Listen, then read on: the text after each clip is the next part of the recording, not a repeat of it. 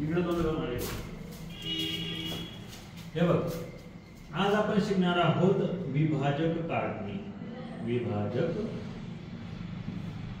काढणी म्हणजे इंग्लिश मध्ये याला म्हटलं जातं फॅक्टर्स. काय म्हणतात? फॅक्टर्स. फॅक्टर्स म्हणजे काय किंवा विभाजक म्हणजे काय तर दिलेली संख्या ज्या संख्यांच्या पाढ्यात येते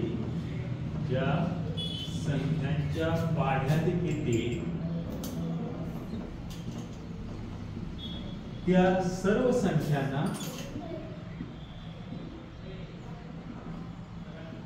त्या संख्येचे विभाजक म्हणतात. त्या संख्येचे विभाजक म्हणतात.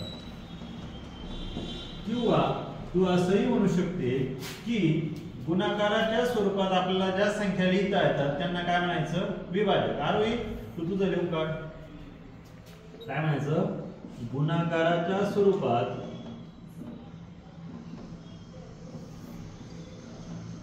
आपल्याला जी संख्या लिहिता येते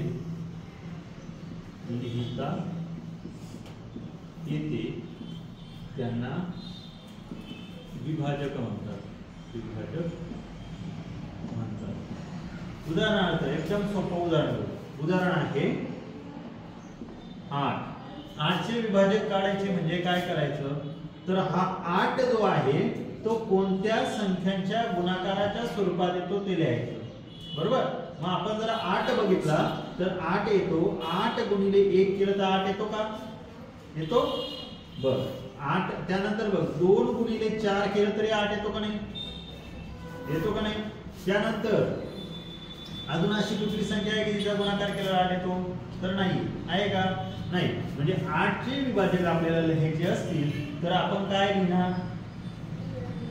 1 गुणिले 8 किंवा 2 गुणिले 4. बरोबर. किंवा याच्या उलट करू शकतो 8 गुणिले 1 आणि 4 गुणिले 2. बरोबर नाही? हे सगळे काय झाले? या 8 चे विभाजक झाले. येते का लक्षात? येते लक्षात? समजा तुला सांगितलं 12 चे विभाजक लिहा. काय सांगितलं? 12 चे विभाजक लिहा. सांग बरं कशा पद्धतीने तू 12 लिहू शकते? कोणत्या संख्येचा गुणाकार लिहून तू 12 लिहिशील? 2 × 6. Very good. अजून? Very good. 12 × 1. अजून?